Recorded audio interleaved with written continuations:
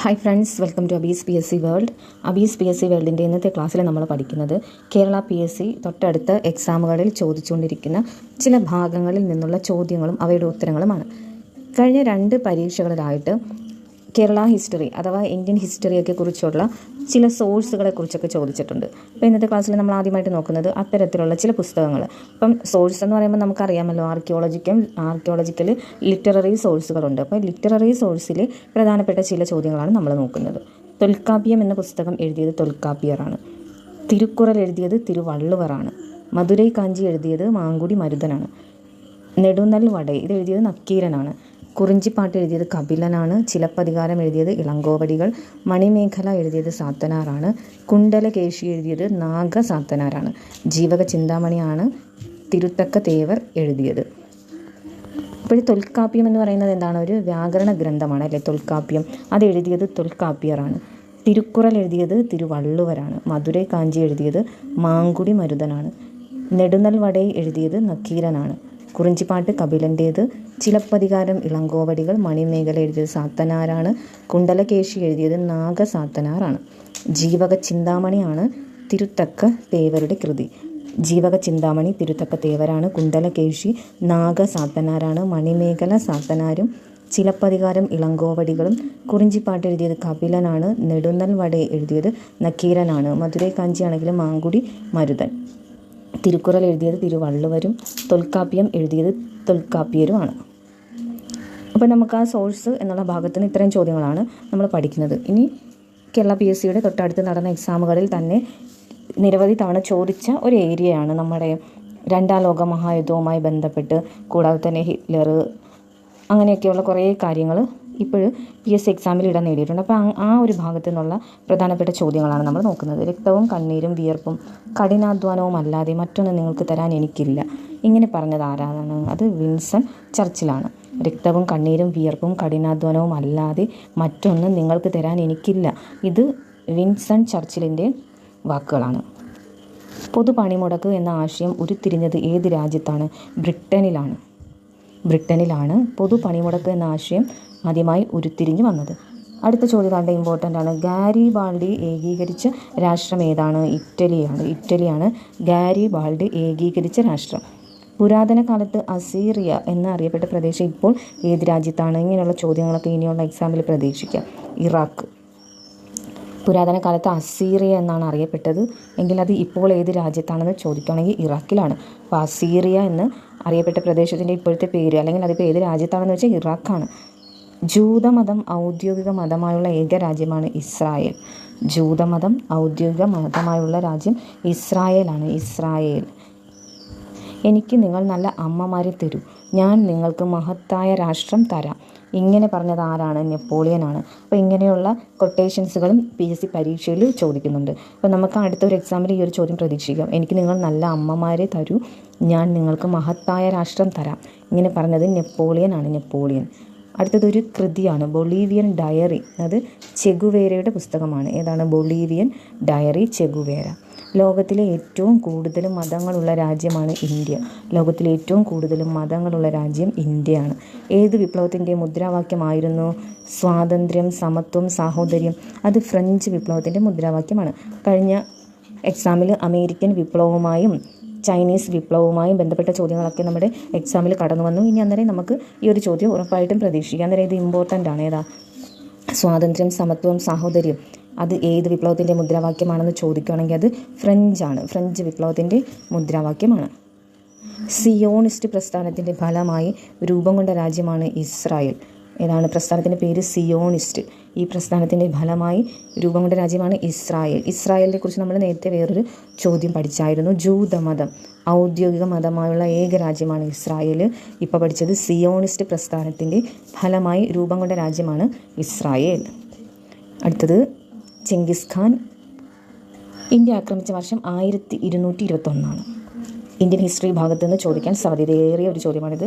Genghis Khan India ആക്രമിച്ച വർഷമാണ് ചോദിക്കുന്നത്. എന്നാണ്? 1221. ശതവത്സര യുദ്ധത്തിൽ ഇംഗ്ലണ്ടിനോട് ഏറ്റുമുട്ടിയ രാജ്യം ഏതാണ്? അത് ഫ്രാൻസാണ്. അപ്പോൾ ശതവത്സര യുദ്ധം എന്ന് പറയുന്നത് ആരൊക്കെ തമ്മിലാണ്? ഇംഗ്ലണ്ടും ഫ്രാൻസും തമ്മിലാണെന്ന് ഓർക്കുക. അങ്കിൾ ഹോ എന്ന അപരനാമത്തിൽ അറിയപ്പെടുന്ന വിമോചന നായകനാണ് ഹോ ചി മിൻ. അപ്പോൾ അങ്കിൾ ഹോ എന്ന അപരനാമത്തിൽ അറിയപ്പെടുന്ന വിമോചന നായകൻ ആരാണ്? ഹോ ചി മിനാണ്. കഴിഞ്ഞ എക്സാമിന് ചൈനീസ് വിപ്ലവവുമായി ബന്ധപ്പെട്ട് മാവോ സേതുങ്ങിനെ കുറിച്ചൊക്കെ ചോദ്യം വന്നതാണ്. അപ്പോൾ ഇങ്ങനെയുള്ള ചോദ്യങ്ങൾ നിങ്ങൾ മനസ്സിലാക്കി തന്നെ പഠിക്കുക. അങ്കിൾ ഹോ എന്ന അപരനാമത്തിൽ അറിയപ്പെടുന്നത് ഹോ ചി മിൻ. അങ്ങനെ നമുക്ക് ഓർത്ത് വയ്ക്കുക. അങ്കിൾ ഹോ. അപ്പോൾ ഹോയിലാണ് അദ്ദേഹത്തിൻ്റെ പേര് തുടങ്ങുന്നത്. എന്താണ്? ഹോ ചി മിൻ എന്നാണ് പേര്. മനുഷ്യന് സാമൂഹിക ജീവിതം ആരംഭിച്ച, മനുഷ്യൻ എന്നാണ്. മനുഷ്യൻ സാമൂഹിക ജീവിതം ആരംഭിച്ച കാലഘട്ടമാണ് പ്രാചീന ശിലായുഗം. മനുഷ്യൻ സാമൂഹിക ജീവിതം ആരംഭിച്ച കാലഘട്ടമാണ് പ്രാചീന ശിലായുഗം. ഹിരോഷിമയിൽ അണുബോംബ് ആക്രമണം നടന്നതെന്നാണ്? 1945. ഹിരോഷിമയിൽ അണുബോംബ് ആക്രമണം നടന്ന വർഷമാണ് 1945. ചെങ്കിസ് ഖാൻ ഇന്ത്യ ആക്രമിച്ച വർഷം 1221. ശതവത്സര യുദ്ധത്തിൽ ഇംഗ്ലണ്ടിനോട് ഏറ്റുമുട്ടിയ രാജ്യമാണ് ഫ്രാൻസ്. അങ്കിൾ ഹോ എന്ന അപരനാമത്തിൽ അറിയപ്പെടുന്നത് ഹോ ചി മിനാണ്. മനുഷ്യൻ സാമൂഹിക ജീവിതം ആരംഭിച്ച കാലഘട്ടം പ്രാചീന ശിലായുഗമാണ്. ഹിരോഷിമയിൽ അണുബോംബ് നടന്ന വർഷം 1945. കണ്ടേ, കരിങ്കുപ്പായക്കാർ എന്ന അർദ്ധ സൈനിക സംഘടനയ്ക്ക് രൂപം നൽകിയത് ആരാണ്? ഈ ഒരു ചോദ്യം നിരവധി തവണ PSC ചോദിച്ചാണ്. അപ്പം കരിങ്കുപ്പായക്കാരാണെങ്കിൽ അത് മുസോളിനിയുടെ സൈനിക സംഘടനയാണെന്ന് ഓർക്കുക. കരിങ്കുപ്പായക്കാർ മുസോളിനിയുടെ അർദ്ധ സൈനിക സംഘടനയാണ്. പിന്നെ സംസ്കാരങ്ങളൊക്കെ ഇപ്പോൾ ചോദിക്കുന്നുണ്ട്. അതുകൊണ്ട് സംസ്കാരങ്ങളെക്കുറിച്ചുള്ള ചോദ്യങ്ങളും കൃത്യമായി പഠിക്കുക. തെക്കേ അമേരിക്കയിൽ ഏറ്റവും പഴക്കം ചെന്ന നാഗരികതയാണ് മായൻ സംസ്കാരമാണ്. വ്യക്തമായ ഫാക്ടറി നിയമം. അപ്പോൾ ഫാക്ടറി നിയമം പാസ്സാക്കിയ ലോകത്തിലെ ആദ്യ രാജ്യമാണ് ഇംഗ്ലണ്ട്. ഫാക്ടറി നിയമം ഇംഗ്ലണ്ടാണ് പാസ്സാക്കിയത്. വെടിമരുന്ന് കണ്ടുപിടിച്ചത് ആരാണ്? ചൈനക്കാരാണ് വെടിമരുന്ന് കണ്ടുപിടിച്ചത്. അക്ഷരമാലയിലെ സ്വരാക്ഷരങ്ങൾ ആദ്യമായി അവതരിപ്പിച്ചത് ഗ്രീക്കുകാരാണ്. അപ്പോൾ അക്ഷരമാലയിലെ സ്വരാക്ഷരങ്ങൾ ആദ്യമായി അവതരിപ്പിച്ചത് ഗ്രീക്കുകാരാണ്. വെടിമരുന്ന് കണ്ടുപിടിച്ചത് ചൈനക്കാരാണ്. വ്യക്തമായ ഫാക്ടറി നിയമം അത് നടപ്പിലാക്കിയത് ഇംഗ്ലണ്ടുകാരാണ്. തെക്കേ അമേരിക്കയിലെ ഏറ്റവും പഴക്കം ചെന്ന നാഗരികതയാണ് മായൻ സംസ്കാരം. പിന്നീട് എന്താണ്? കരിങ്കുപ്പായക്കാർ എന്ന അർദ്ധ സൈനിക സംഘടനയ്ക്ക് രൂപം നൽകിയത് മുസോളിനി. അടുത്ത ചോദ്യം, ജപ്പാൻ പേൾ ഹാർബർ തുറമുഖം ആക്രമിച്ച വർഷം. ജപ്പാൻ പേൾ ഹാർബർ തുറമുഖം ആക്രമിച്ചത് 1941. ചക്രത്തിൻ്റെ കണ്ടുപിടുത്തം ഏത് ചരിത്രാതീത കാലഘട്ടത്തിൻ്റെ പ്രത്യേകതയാണ്? അത് നവീന ശിലായുഗമാണ്. അപ്പോൾ നമുക്കറിയാം മനുഷ്യ പുരോഗതിയുടെ കാലഘട്ടം തുടങ്ങുന്നത് പുരാതന ശിലായുഗം, മധ്യശിലായുഗം, നവീന ശിലായുഗം തുടങ്ങിയ 3 ഘട്ടങ്ങളിലാണ്. അപ്പോൾ ഈ 3 ഘട്ടങ്ങളിൽ ചക്രത്തിൻ്റെ കണ്ടുപിടുത്തം അത് ഏത് കാലഘട്ടത്തിലാണ്? അത് നവീന ശിലായുഗ കാലഘട്ടമാണ്. ഇതൊക്കെ നേരത്തെ ചോദിച്ചിട്ടുള്ള PYQ ക്വസ്റ്റ്യൻസ് ആണ്. ചക്രത്തിൻ്റെ കണ്ടുപിടുത്തം ആയതുകൊണ്ട് നവീന ശിലായുഗത്തിൻ്റെ പ്രാധാന്യം നമുക്കറിയാവുന്നത് കൊണ്ട് ഈ ഒരു ചോദ്യം പഠിച്ചു വെച്ചേക്കുക. ചക്രത്തിൻ്റെ കണ്ടുപിടുത്തം നവീന ശിലായുഗം. ചൈനയിൽ ഏറ്റവും കൂടുതൽ കാലം ഭരിച്ചത് ഏത് രാജവംശമാണ്? മാഞ്ചു രാജവംശമാണ്. ചൈനീസ് വിപ്ലവത്തെക്കുറിച്ചുള്ളൊരു ചോദ്യം കഴിഞ്ഞ എക്സാമിൽ ഉണ്ടായിരുന്നു. അപ്പോൾ ചൈനയുമായി ബന്ധപ്പെട്ട വേറൊരു ചോദ്യമാണിത്. ചൈനയിൽ ഏറ്റവും കൂടുതൽ കാലം ഭരണം നടത്തിയിരുന്ന രാജവംശമാണ് മാഞ്ചു. അടുത്തത് റഷ്യൻ വിപ്ലവത്തിൻ്റെ സമുന്നത നേതാവ്. അത് ലെനിനാണ്, വ്ളാഡിമർ ലെനിൻ. റഷ്യൻ വിപ്ലവത്തിൻ്റെ സമുന്നതനായ നേതാവാണ് വ്ളാഡിമർ ലെനിൻ. എമിലി എന്ന കൃതി എഴുതിയത് ആരാണ്? റൂസോ. അപ്പോൾ കൃതികളും കേരള PSC എക്സാമുകളിൽ ഇമ്പോർട്ടൻ്റ് ആണെന്നുള്ള കാര്യം അറിയാമല്ലോ. അപ്പോൾ എമിലി എന്ന കൃതി എഴുതിയത് റൂസോയാണ്. റഷ്യൻ വിപ്ലവത്തിൻ്റെ സമുന്നത നേതാവാണ് ലെനിൻ. ചൈനയിൽ ഏറ്റവും കൂടുതൽ കാലം ഭരണം നടത്തിയത് മാഞ്ചു രാജവംശം. ചക്രത്തിൻ്റെ കണ്ടുപിടുത്തം നവീന ശിലായുഗത്തിലാണ്. ജപ്പാൻ പേൾ ഹാർബർ ആക്രമിച്ചത് 1941. അടുത്ത ചോദ്യം, ഏത് യുദ്ധത്തിൻ്റെ ഫലമായാണ് ചൈനീസ് പ്രവിശ്യയായ ഹോങ്കോങ് ബ്രിട്ടൻ്റെ നിയന്ത്രണത്തിലായത്? കറുപ്പ് യുദ്ധമാണ്. കറുപ്പ് യുദ്ധവുമായി ബന്ധപ്പെട്ട ഒരു ചോദ്യം തൊട്ടടുത്ത് നടന്ന എക്സാമിൽ ചോദിച്ചിട്ടുണ്ടായിരുന്നു. ഏത് യുദ്ധത്തിൻ്റെ ഫലമായാണ് ചൈനീസ് പ്രവിശ്യയായ ഹോങ്കോങ് ബ്രിട്ടൻ്റെ നിയന്ത്രണത്തിലായത്? അത് കറുപ്പ് യുദ്ധമാണ്. കറുപ്പ്. അടുത്തത്, തിമൂർ ഇന്ത്യ ആക്രമിച്ചത് 1398ആണ്. 1398 തിമൂർ ഇന്ത്യ ആക്രമിച്ചു. 1492 അമേരിക്ക കണ്ടെത്തിയത് ആരാണ്? ക്രിസ്റ്റഫർ കൊളംബസ് ആണ് അമേരിക്ക കണ്ടെത്തിയത്. വർഷം കൂടെ നോക്കാം, 1492. വീണ്ടും ഒരു കൃതിയാണ് ഡിവൈൻ കോമഡി. അതാരുടേതാണ്? ഡാൻറ്റെയുടേതാണ്. എമിലി എന്നുള്ള കൃതി ആരുടേതായിരുന്നു? റൂസോയുടേതായിരുന്നു. ഡിവൈൻ കോമഡി ആണെങ്കിൽ ഡിവൈൻ ഡാൻറ്റെ. ആഫ്രിക്കയിൽ ആദ്യം എത്തിയ യൂറോപ്യന്മാർ പോർച്ചുഗീസുകാരാണ്. ആഫ്രിക്കയിൽ ആദ്യം എത്തിയ യൂറോപ്യന്മാർ ആരാണെന്ന് ചോദിക്കണമെങ്കിൽ അത് പോർച്ചുഗീസുകാരാണ്. ജപ്പാൻ്റെ പുഷ്പാലങ്കൃത രീതിക്ക് പറയുന്ന പേരാണ് ഇക്ബാന. സർവ്വരാജ്യ സഖ്യം രൂപീകരിക്കുന്നതിന് പ്രധാന പങ്ക് വഹിച്ച അമേരിക്കൻ പ്രസിഡന്റാണ് വുഡ്രോ വിൽസൺ. അപ്പം സർവ്വരാജ്യ സഖ്യം ലീഗ് ഓഫ് നേഷൻ ഉണ്ടല്ലോ, അത് രൂപീകരിക്കുന്നതിന് പ്രധാന പങ്ക് വഹിച്ച അമേരിക്കൻ പ്രസിഡന്റാണ് വുഡ്രോ വിൽസൺ. ഒക്ടോബർ വിപ്ലവം ഏത് വിപ്ലവവുമായി ബന്ധപ്പെട്ടിരിക്കുന്നു? റഷ്യൻ. ഇതും തൊട്ടടുത്ത് നടന്ന 2-3 PSC എക്സാമുകളിൽ ചോദിച്ച ചോദ്യമായിരുന്നു. ഒക്ടോബർ വിപ്ലവം ഏത് വിപ്ലവവുമായി ബന്ധപ്പെട്ടിരിക്കുന്നു? റഷ്യൻ വിപ്ലവമാണെന്ന് ഓർക്കുക. റഷ്യൻ വിപ്ലവവുമായി ബന്ധപ്പെട്ടതാണ് ഒക്ടോബർ വിപ്ലവം. മനുഷ്യൻ കൃഷി ആരംഭിച്ച കാലഘട്ടം നമ്മൾ നേരത്തെ പഠിച്ചാണല്ലേ. ചക്രം കണ്ടുപിടിച്ച കാലഘട്ടത്തിൽ തന്നെയാണ് കൃഷിയും ആരംഭിച്ചത്. നവീന ശിലായുഗമാണ്. അടുത്തത് ചുവപ്പ് കാവൽസേന ആരുടെ സൈന്യ സംഘടനയാണ്? അത് ലെനിൻ്റേതാണ്. ഹമാസ് ഏത് രാജ്യത്തെ തീവ്രവാദ സംഘടനയാണെന്ന് ചോദിക്കുകയാണെങ്കിൽ പാലസ്തീൻ്റെ തീവ്രവാദി സംഘടനയാണ് ഹമാസ്. ഇന്ത്യ കഴിഞ്ഞാൽ ഇന്ത്യൻ വംശജർ ഭൂരിപക്ഷമുള്ള ലോകത്തിലെ ഏക സ്ഥലമാണ് ഫിജി. കമ്മ്യൂണിസ്റ്റ് മാനിഫെസ്റ്റോ 1848 പ്രസിദ്ധീകരിച്ചത്. Communist manifesto 1848. മനുഷ്യൻ കൃഷി ആരംഭിച്ച കാലഘട്ടം ഏതായിരുന്നു? നവീന ശിലായുഗമായിരുന്നു അല്ലേ. പിന്നീട് നമ്മൾ എന്താണ് നോക്കിയത്? ചുവപ്പ് കാവൽസേന ലെനിൻ്റേതാണ്. ചുവപ്പ് കാവൽസേന ലെനിൻ്റേതാണെങ്കിൽ ഇതാണ്ട് നമ്മൾ കരിങ്കുപ്പായക്കാർ പഠിച്ചത് മുസോളിനി ആയിരുന്നു അല്ലേ. കരിങ്കുപ്പായക്കാർ മുസോളിനിയും ചുവപ്പ് കാവൽസേനയാണെങ്കിൽ അത് ലെനിൻ്റേതാണ്. ഹമാസ് തീവ്രവാദ സംഘടനയാണ്. പാലസ്തീൻ്റെ തീവ്രവാദ സംഘടനയാണ് ഹമാസ്. ഇന്ത്യ കഴിഞ്ഞാൽ ഇന്ത്യൻ വംശജർ കൂടുതലുള്ളത് ഫിജിയിലാണ്. കമ്മ്യൂണിസ്റ്റ് മാനിഫെസ്റ്റോ എഴുതിയത് 1848. അടുത്തത് വീണ്ടും ചരിത്രവുമായി ബന്ധപ്പെട്ട ചോദ്യം തന്നെയാണ്. മൗ ലഹള അത് എവിടെയാണ് നടന്നത്?